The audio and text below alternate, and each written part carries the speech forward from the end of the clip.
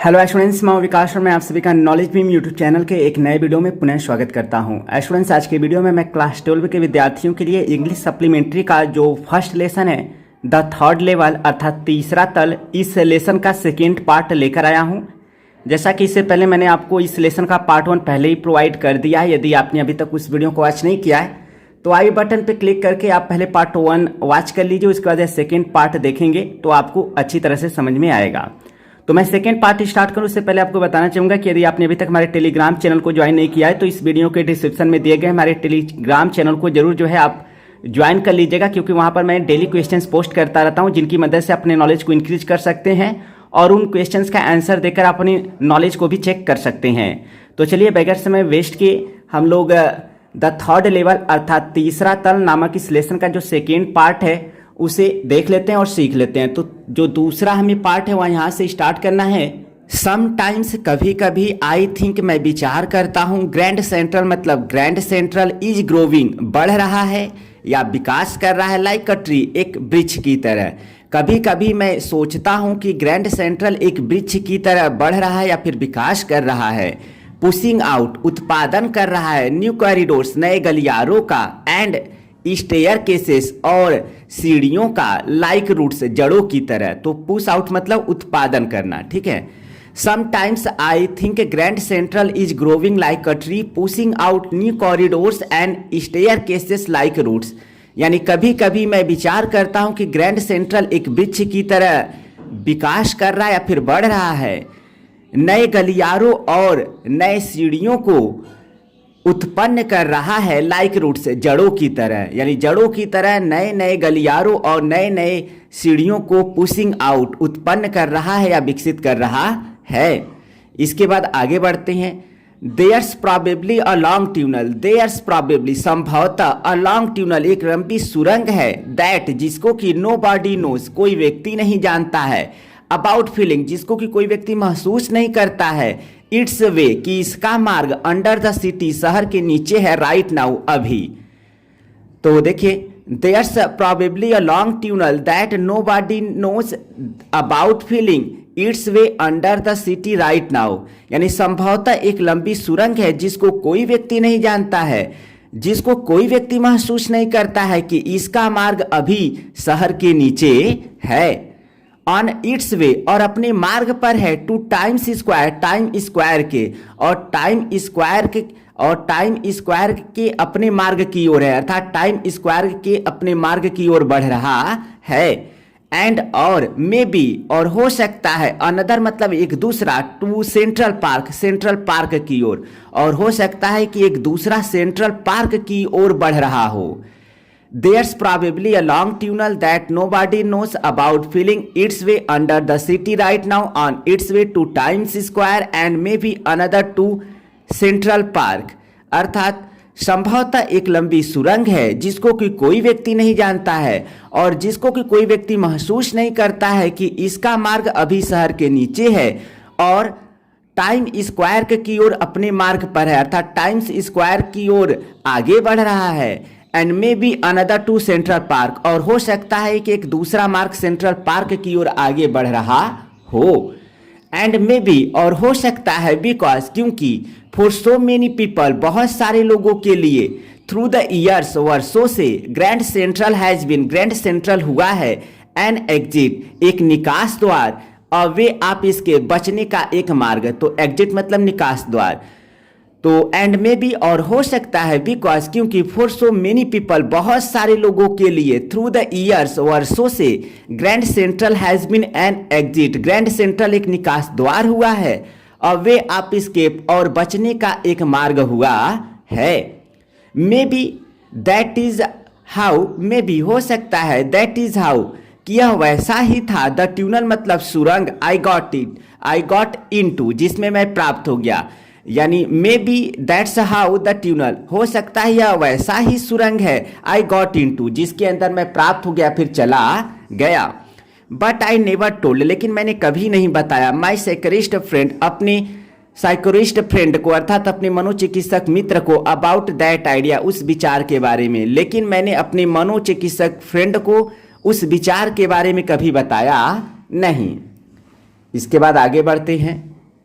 The corridor वह गलियारा आई was इन जिसके अंदर मैं था, बिगन मतलब शुरू हुआ, एंगलिंग मतलब मुड़ना, लेफ्ट मतलब बाएं। तो the corridor I was in began angling left, यानी वह गलियारा जिसके अंदर मैं था बाईं ओर मुड़ना शुरू हुआ, एंड स्लेंटिंग और तिरछा होना शुरू हुआ, डाउनवर्ड नीचे की ओर, एंड आई थॉट और मैंने सोचा, दैट वाज रॉन्ग कि वह गलत था, अर्थात वह रास्ता ही क्या था, गलत था।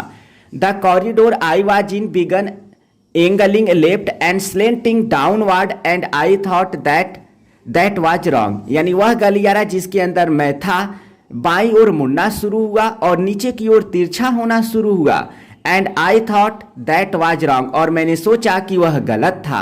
बट लेकिन आई केप्ट ऑन मैं जारी रखा, वॉकिंग मतलब चलना, लेकिन मैं चलना क्या किया, जारी रखा।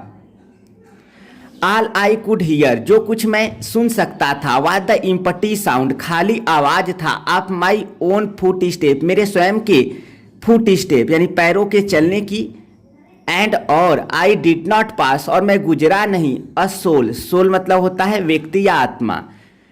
All I could hear was the empty sound of my own foot step, यानी जो कुछ मैं सुन सकता था वह था मेरे स्वयं के पैरों के चलने की खाली आवाज को, एंड और I did not pass the soul और मैं एक व्यक्ति से भी गुजरा नहीं। देन मतलब तब, आई हर्ड मैंने सुना, that sort of a hollow roar तब मैंने, सॉर्ट मतलब प्रकार, then I heard that sort of a hollow roar तब मैंने एक प्रकार का खोखला, रोर मतलब गर्जन या दहाड़, यानी then I heard that sort of hollow roar तब मैंने एक प्रकार का खोखला गर्जन सुना या गर्जन की आवाज सुना, अहेड मतलब आगे, यानी तब आगे मैंने एक प्रकार का खोखला गर्जन सुना। दैट मीन्स जिसका मतलब है open space and people talking, जिसका मतलब है खुला स्थान और लोगों की बातचीत, यानी जिसका मतलब है कि लोगों की बातचीत और खुला स्थान, अर्थात उसे लगा कि अब आगे कोई खुला स्थान दिखाई देगा और लोग क्या कर रहे हैं, बात कर रहे हैं, ठीक है। द ट्यूनल मतलब वह सुरंग, टर्नेड शार्प लेफ्ट, टर्नेड मतलब घूम गया, शार्प मतलब तेजी से, लेफ्ट मतलब बाएं, यानी वह सुरंग तेजी से बाएं मुड़ गया। I went down a short flight, I went मैं गया, डाउन मतलब नीचे, अ शॉर्ट फ्लाइट एक छोटी, फ्लाइट मतलब सीढ़ी, आप स्टेयर सीढ़ियों वाली, यानी डंडी वाली सीढ़ियों से, यानी एक छोटी डंडी वाली सीढ़ी से मैं नीचे गया, एंड और केम आउट बाहर आया, ऑन द थर्ड लेवल तीसरे तल पर, at Grand Central station Grand Central station पर।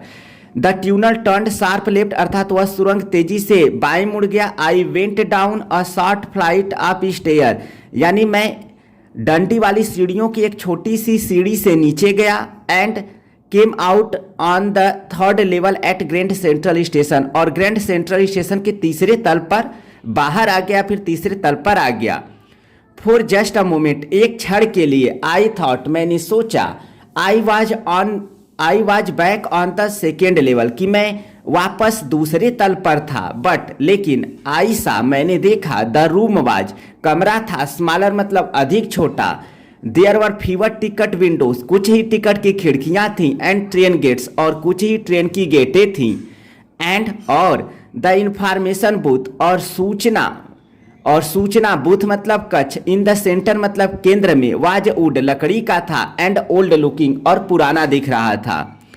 तो देखिए, I thought I was back on the second level मैंने सोचा मैं वापस दूसरे तल पर था, अर्थात दूसरे तल पर आ गया था। बट आई सा द रूम वाज स्मॉलर, लेकिन मैंने देखा कि कमरा अधिक छोटा था। There were fewer ticket windows and train gates, यानी कुछ ही टिकट की खिड़कियां और ट्रेन की गेटें थीं।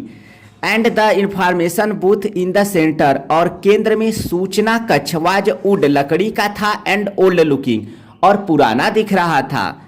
एंड और the man in the booth, और कक्ष में व्यक्ति यानी कक्ष के अंदर का व्यक्ति, और मतलब पहना था, और ग्रीन मतलब एक हरा, आई सेड नेत्र रक्षक, एंड और लॉन्ग मतलब लंबा, ब्लैक मतलब काला, स्लीव मतलब आवरण, प्रोटेक्टर्स मतलब रक्षक।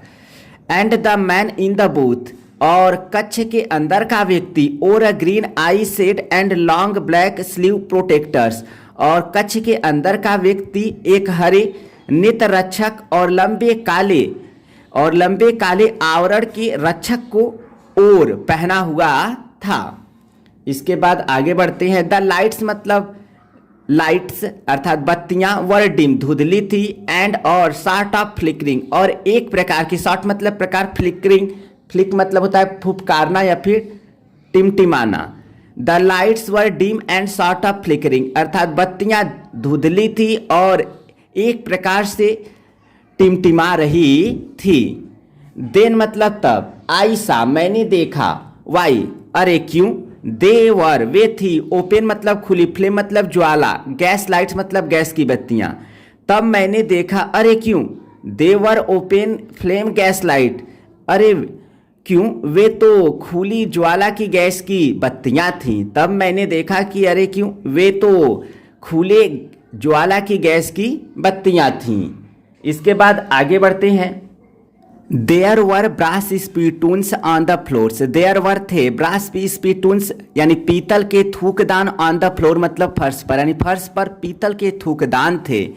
एंड अक्रॉस द स्टेशन और उस स्टेशन के उस पार, और ग्लिंट मतलब एक चमक, ऑफ लाइट मतलब प्रकाश का, काट मतलब पकड़ा, माई आई मतलब मेरी आँख, यानी उस स्टेशन के उस पार प्रकाश का एक चमक मेरी आँख ने पकड़ा, अर्थात मेरी आँख में प्रकाश का एक चमक उस स्टेशन के उस पार से पड़ा। There were brass spittoons on the floors and across the station a glint of light caught my आई, अर्थात फर्श पर पीतल के थूकदान थे और उस स्टेशन के उस पार से प्रकाश का एक चमक मेरे आंखों में पड़ा। A man watch pulling a gold watch, एक व्यक्ति वॉच पुलिंग निकाल रहा था, अ गोल्ड वॉच एक सोने की घड़ी को, फ्रॉम हिज वेस्ट अपने जैकेट के, पॉकेट मतलब जेब, वेस्ट मतलब जैकेट, यानी एक व्यक्ति अपने जैकेट के जेब से एक सोने की घड़ी को पुलिंग खींच रहा था, फिर निकाल रहा था। ही स्नैप्ड ओपन, स्नैप्ड ओपन खट से खुलना, ठीक है, स्नैप ओपन मतलब खट से खुलना, तो ही स्नैप्ड ओपन वह खट से खोला, द कवर मतलब ढक्कन, ग्लांसेड एट हिज वॉच अपनी वॉच पर या घड़ी पर ग्लांसेड नजर डाला, एंड फ्रोन्ड और भौं चढ़ा लिया अर्थात क्रोधित हो गया। ही स्नैप्ड ओपन द कवर यानी वह खट से ढक्कन को खोला, ग्लांसेड हिज वॉच अपनी घड़ी पर नजर डाला, एंड फ्रोन्ड और भौं चढ़ा लिया अर्थात क्रोधित हो गया। ही और वह पहना था अ डर्बी हैट एक डर्बी टोपी को, a black 4 button suit with tiny lapels, lapel मतलब होता है किनारा, अ ब्लैक 4 बटन सूट एक 4 बटन वाले सूट को, विद टाइनी लेपल्स यानी छोटे किनारों वाले, यानी छोटे किनारों वाले एक काले 4 बटन के सूट को पहना था। एंड ही हैड और उसके पास था, अ बिग मतलब एक बड़ा, ब्लैक मतलब काला, हैंडल बार मस्टास, तो हैंडल बार मतलब होता है आपका मोटी मूंछ, तो हैंडल बार मस्टास मतलब मोटी मूंछ। तो देखें, and he had a big black handle bar mustache और उसके पास एक बड़ी काली मोटी मूंछ थी। देन मतलब तब, आई लुक्ड अराउंड तब मैंने अराउंड आसपास या चारों ओर देखा, एंड सा और देखा, दैट की एवरीवन इन द स्टेशन की उस स्टेशन में हर कोई, वाज ड्रेस कपड़े पहना था, लाइक 1890 लाइक 1890 अर्थात 1890 के, समथिंग मतलब लगभग। देन आई लुक्ड अराउंड यानी तब मैंने आसपास या चारों तरफ देखा, एंड सा that everyone in the station की स्टेशन में हर कोई, वाज ड्रेस कपड़े पहना था, लाइक 1890 समथिंग यानी 1890 के लगभग, यानी 1890 के लगभग की तरह हर कोई उस स्टेशन पर वस्त्रों को क्या किया था, पहना था। आई नेवर सा so many beards, I never सा मैंने कभी नहीं देखा था, सो मेनी बियर्ड्स इतनी दाढ़ियाँ, साइड बंस गलमुच्छे यानी कि गालों का जो गालों पर लटका हुआ जो मूछ होता है उसे गलमुच्छा कहते हैं, ठीक है। तो आई नेवर सा सो मेनी मैंने कभी नहीं देखा, बियर्ड्स सो मेनी बियर्ड्स इतनी अधिक दाढ़ियाँ, मैंने इतनी अधिक दाढ़ियाँ कभी नहीं देखा था। साइड बंस यानी गलमुच्छों को, इतने अधिक गलमुच्छों को नहीं देखा था। एंड फैंसी और फैशनदार, मस्टास यानी मूछे और फैशनदार मूछों को, इन माई लाइफ अपने जीवन में, यानी मैंने कभी भी इतने दाढ़ियों, गलमुच्छों और इतने फैशनदार मूछों को अपने जीवन में कभी देखा नहीं था। अ वुमन मतलब एक महिला, वॉक्ड मतलब चली इन मतलब अंदर, through the train gate, train के गेट से, यानी एक महिला ट्रेन के गेट से अंदर चली अर्थात अंदर आई। सी और वह पहनी थी, और ड्रेस मतलब एक वस्त्र, with leg of mutton sleeves, sleeve मतलब होता है बाह, यानी वह बाह वाली लेग ऑफ मटन की वस्त्र को पहनी थी।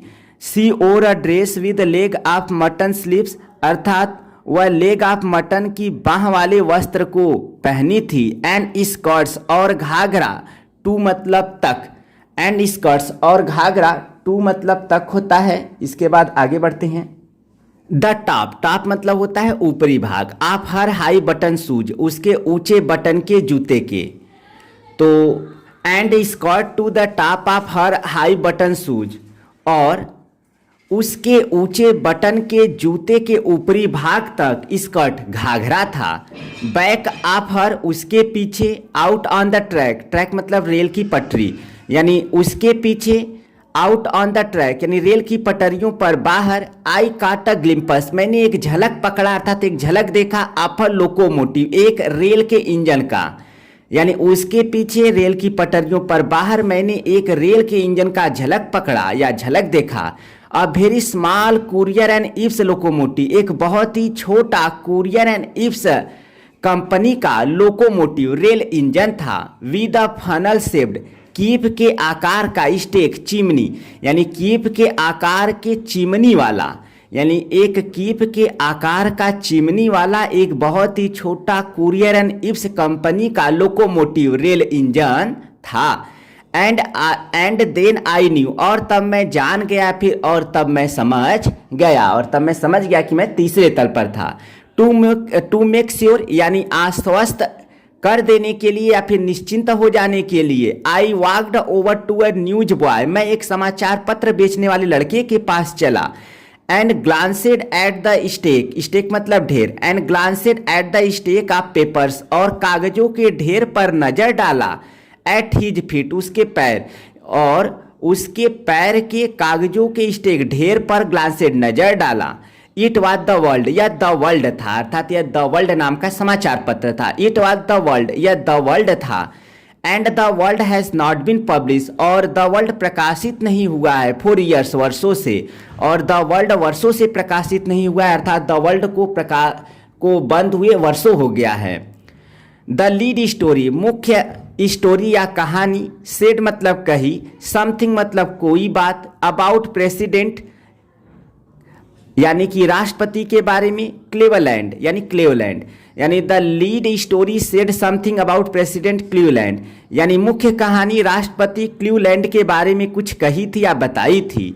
आई हैव फाउंड, मैं पा चुका हूँ, दैट फ्रंट पेज, उस मुख्य पेज को, सिंस, तो देखिए आई हैव फाउंड, मैं पा चुका हूँ, दैट फ्रंट पेज यानी उस मुख्य पेज को, सिंस मतलब बाद में, तो देखिए I have found that front page since, यानी बाद में मैं उस मुख्य पेज को पा चुका हूं। In the public library files, यानी पब्लिक लाइब्रेरी के फाइलों में।